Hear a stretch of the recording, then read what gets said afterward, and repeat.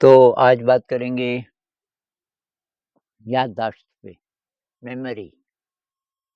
ये स्टूडेंट्स के लिए बहुत काम की चीज़ हो सकती है। अ, तो मैंने थोड़ी रिसर्च की कि याददाश्त किस प्रकार के ब्रेन की अच्छी होती है। यानी कि जिन लोगों की याददाश्त अच्छी है, अगर उनके ब्रेन की छानबीन की जाए तो उसमें कौन-कौन से रसायन, कौन-कौन से न्यूरोट्रांसमीटर्स ज़्यादा मात्रा में हैं। तो मुझे पता चला कि 4 हैं, 4 न्यूरोट्रांसमीटर्स इसके लिए रिस्पॉन्सिबल हैं और मेरे ख़्याल से तो इनको आप जानते होंगे, इनकी बार-बार बात होती है, ख़ासकर 2 की। डोपामाइन आप अच्छी तरह जानते हो और सेरोटोनिन। डोपामाइन और सेरोटोनिन, एक ये और एक ये। तो ये 2 हैं, इसके अलावा एक है गाबा, ये वाला नीला, और एक है ग्लूटामेट, ग्लूटामेट। इसको कम्युनिटी पोस्ट में भी डाल देंगे इसका चित्र, तो आप बाद में इसको ध्यान से देख लेना। ये केमिस्ट्री वालों के लिए इंटरेस्टिंग हो सकते हैं ये स्ट्रक्चर। तो एक और इंटरेस्टिंग बात, जितने भी मानसिक डिसऑर्डर हैं वो इन्हीं की कमी से होते हैं या ये ठीक से काम नहीं कर रहे। ख़ासकर सेरोटोनिन और फिर नंबर आता है इसका डोपामाइन और गाबा। इनमें अगर गड़बड़ है, ये ठीक से नहीं बन रहे या ठीक से काम नहीं कर रहे, तो तमाम प्रकार के मेंटल डिसऑर्डर्स होते हैं। और अच्छी मेमोरी जिन लोगों की होती है, उनमें ये ठीक-ठाक मात्रा में होते हैं। और इसके अलावा ये भी है, ये ग्लूटामेट। तो एक तो ये कहाँ से मिलेंगे? कुछ तो मैंने खान-पान पता किया तो बहुत सिंपल, अ, जो ट्रेडिशनल खाना है, प्राकृतिक भोजन है, उसमें ये सब मिल जाता है। यानी कि फलों में, सब्जियों में होल ग्रेन का मतलब है कि जैसे आटा बहुत ही ज़्यादा महीन पिसा हुआ है, मैदा टाइप, उससे बढ़िया है कि वो ज़रा उतना ज़्यादा महीन ना पिसा हो, आप चक्की पे पिसवाओ, या ये जो दलिया होता है गेहूँ का, वो ज़्यादा अच्छा है। तो और फल, सब्जियाँ, और भी विस्तार से मैं बोलूँ तो मशरूम, अंगूर, मटर, अखरोट, टमाटर, सोयाबीन, ताज़ी सब्जियाँ, डेयरी प्रोडक्ट्स भी मैंने लिखा है, अगर सोर्स सही हो। मतलब ये गाय-भैंसों की ठीक से देखभाल होती हो, आपको पता है, और वहाँ से आप दूध लो और खुद बनाओ। उसका दही, पनीर जो भी है आप खुद बनाओ अगर, तब डेयरी प्रोडक्ट्स, नहीं तो ये बाज़ार से जो लिया हुआ है कोई भरोसा नहीं। तो ये सब थे ग्लूटामेट में। फिर मैंने देखा गाबा किस-किस से मिलेगा, इसमें भी वही है, fruits, vegetables, whole grain, beans, nuts. Serotonin किससे मिलता है? तो नट्स में फर्मेंटेड फूड, फर्मेंटेड होता है जो थोड़ा-सा फर्मेंट किया हुआ, जैसे दही है, अचार है, थोड़ा फर्मेंटेशन इसमें हो जाता है। अच्छा, इसके अलावा ये पालक, spinach, fruits, vegetables, dairy products, इसमें भी ये आया। डोपामाइन किस चीज़ से बनता है? ये भी वही है, नट्स, फ्रूट्स, वेजिटेबल्स, अनाज, दालें इत्यादि। तो मुख्य रूप से जो ट्रेडिशनल भोजन है, ताज़ी सब्जियाँ, ताज़े फल, फ्रिज में न रखे हों तो ज़्यादा अच्छा है। अब शहरों में आप बोलोगे बहुत मुश्किल है, फ्रिज में तो रखना ही पड़ता है।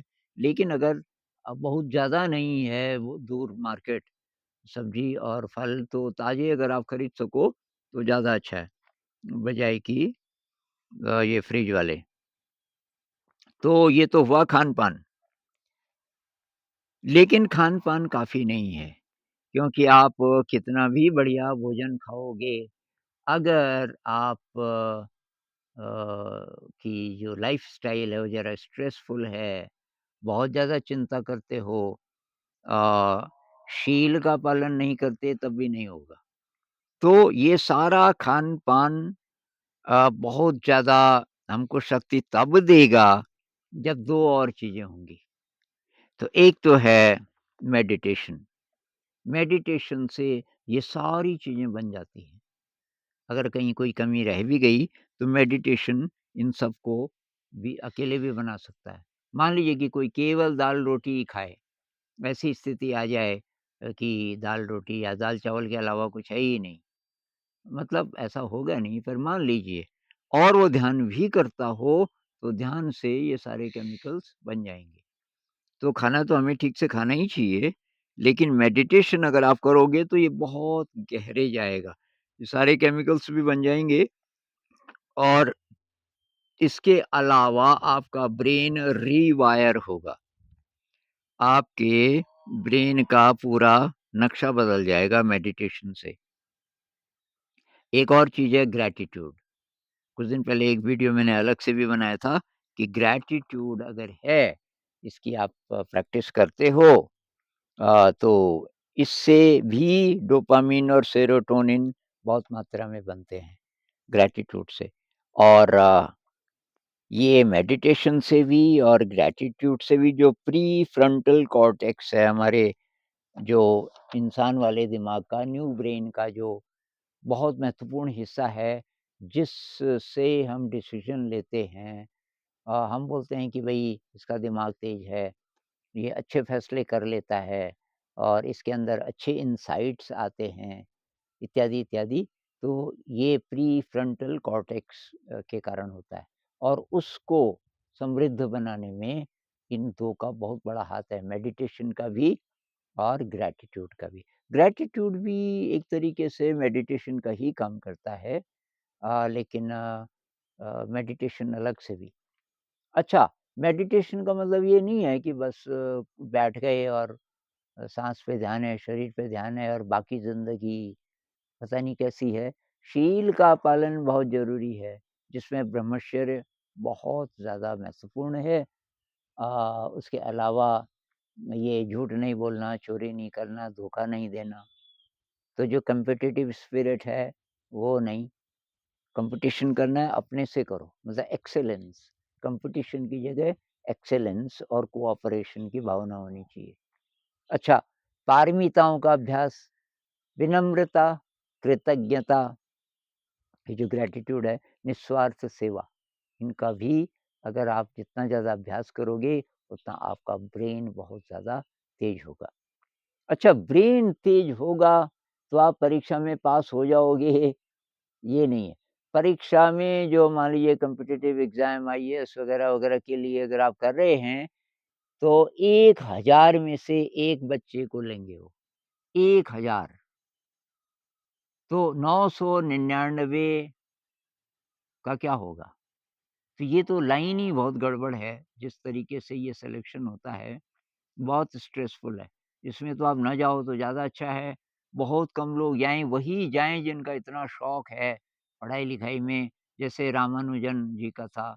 रामानुजन को पता ही नहीं चलता था कि कब सुबह से शाम हो गई और वो सारंगपाणि मंदिर के बाहर प्रांगण में जो बहुत बड़े-बड़े शानदार पत्थर बिछे हुए हैं, तो वहाँ वो उस उन पत्थरों पे गणित करते रहते थे। दिन भर खाना-पीना सब भूल जाते थे। ऐसा कुछ इंटरेस्ट अगर आपका है फिज़िक्स, केमिस्ट्री, मैथ, ये जो-जो चीज़ें होती हैं कॉम्पिटिटिव एग्ज़ाम में, तब तो आप वो करो।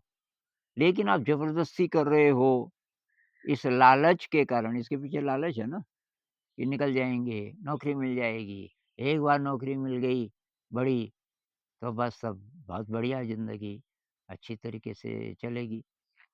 ज़िंदगी अच्छे तरीके से तो तब चलेगी जब आपके जीवन में विनम्रता, कृतज्ञता, निस्वार्थ सेवा और काम ऐसा होगा जिसमें आपको मज़ा आए, पैशन वाला काम। ये स्वार्थ वाला नहीं कि ज़्यादा अथॉरिटी और ज़्यादा पैसा। ख़ैर, इस पे अभी बात नहीं करेंगे, आप समझ ही गए होंगे। तो इसके अलावा याददाश्त को तेज़ करने के लिए एक और बहुत कमाल की चीज़, नई चीज़ें सीखिए। जो आपने आज तक नहीं किया, उसको सीखिए। सिंपल-सिंपल जैसे कुकिंग सीख सकते हैं, कोई नई चीज़, नई रेसिपी, कोई म्यूज़िकल इंस्ट्रूमेंट सीख सकते हैं। कुछ नहीं तो हारमोनियम ले लो, उसपे सरगम करो, पूरी-पूरी साँस से सरगम वो मेडिटेशन भी हो जाएगा और नई चीज़ है आपके लिए या कोई भी इंस्ट्रूमेंट, तो उससे क्या होगा ब्रेन के नए इलाके पे ज़ोर पड़ेगा। तो ब्रेन का कोई नया इलाका समृद्ध होना शुरू होता है। जब-जब हम कोई नई चीज़ सीखते हैं, ब्रेन में नए कनेक्शंस बनते हैं। न्यूरॉन्स के बीच जिसको साइनैप्सेस बोलते हैं, नए कनेक्शन और नए कनेक्शन बनने से ब्रेन समृद्ध होता है।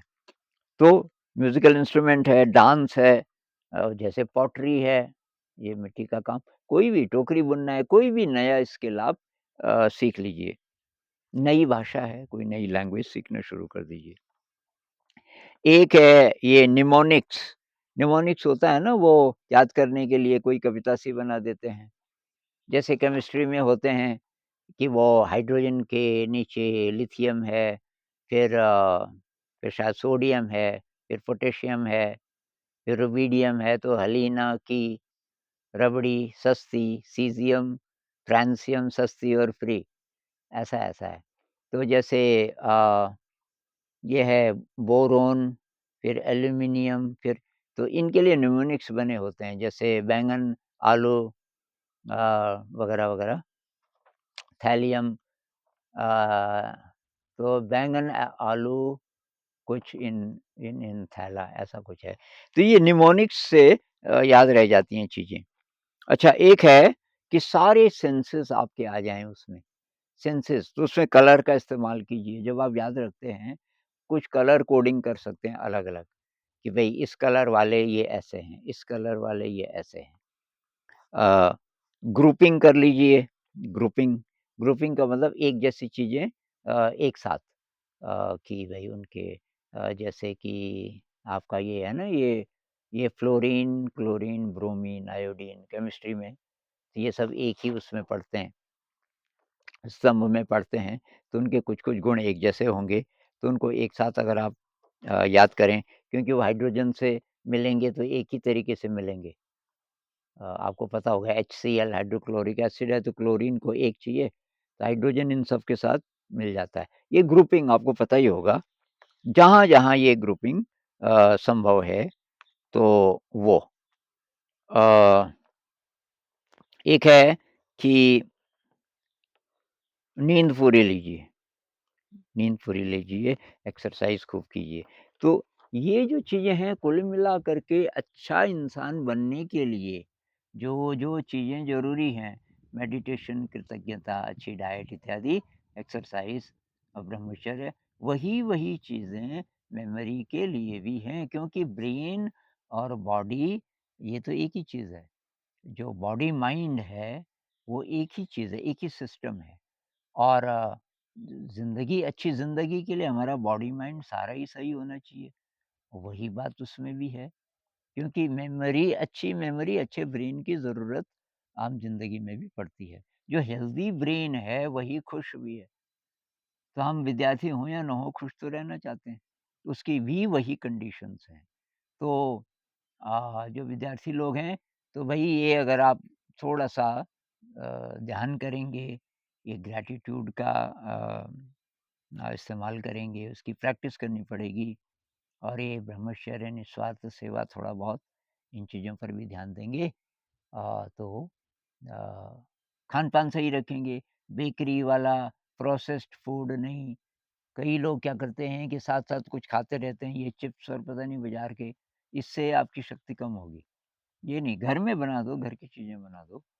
अ, instrumental music, fast instrumental classical music, उसके साथ बॉडी मूवमेंट्स कीजिए, डांस कीजिए, वो भी एक प्रकार का मेडिटेशन है, उससे बहुत शक्ति मिलती है।